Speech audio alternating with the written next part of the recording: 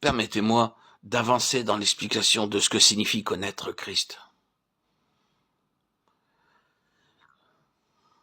C'est une connaissance très profonde, car cela nécessite de connaître Christ dans les choses et dans les affaires. Certains peuvent dire qu'ils connaissent Christ comme leur patience, c'est ce que l'on appelle connaître Christ. D'autres peuvent le connaître comme étant leur amour. D'autres encore connaissent Christ comme étant leur humilité. Une telle connaissance produira un effet radical dans la vie. En conséquence, vous pourrez en déduire qu'il n'y a pas de choses dans votre vie.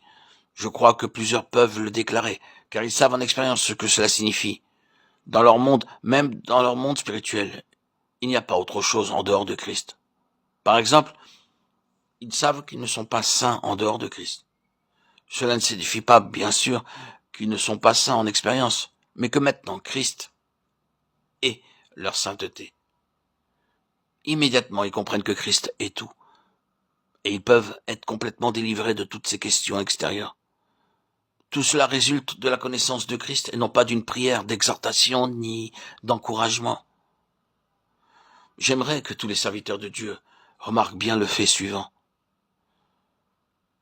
La solution ne réside pas dans l'exhortation ou dans les encouragements, mais dans la connaissance vivante de Christ. En encourageant les croyants, nous les incitons seulement à réagir d'eux-mêmes. Mais lorsque Dieu leur ouvre les yeux, ils connaîtront Christ. C'est en cela qu'est la vraie solution. De telles paroles peuvent être répétées des centaines de fois sans résultat, jusqu'à ce que Dieu ouvre nos yeux pour saisir que Christ est ce que nous cherchons vraiment. Beaucoup le connaissent comme le Seigneur qui les justifie. Néanmoins, ils ont peur de Dieu, parce qu'ils ne connaissent pas Christ comme leur justice. Beaucoup savent que le Seigneur Jésus est celui qui les sanctifie, mais ils s'attendent à recevoir la sainteté de la part de Dieu. Pourquoi ?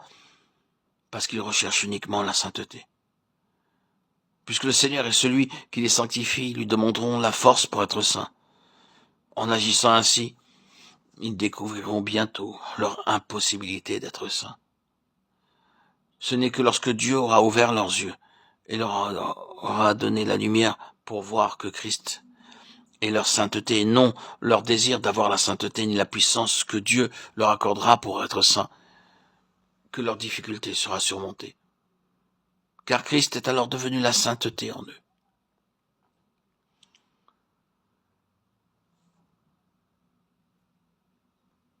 Permettez-moi de vous dire que nous pouvons perdre la puissance, mais que nous ne pouvons jamais perdre Christ.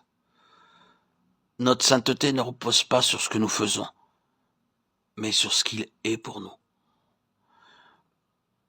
Lorsque nous le connaissons comme notre tout, tous nos problèmes sont résolus. C'est pourquoi je n'ai d'autre message que celui-ci. Christ est tout. Mais c'est là qu'est la difficulté. Beaucoup de personnes connaissent Christ comme leur Seigneur, mais ne le connaissent pas dans leurs choses et dans leurs affaires. Si nous ne voyons Christ que dans ce qu'il fait et non dans ce qu'il est, nous ne connaissons que ses œuvres, mais non pas sa personne. Nous pouvons le connaître comme le Rédempteur, celui qui sanctifie et qui justifie, mais Dieu veut que nous le connaissions comme notre rédemption, notre sanctification et notre justification.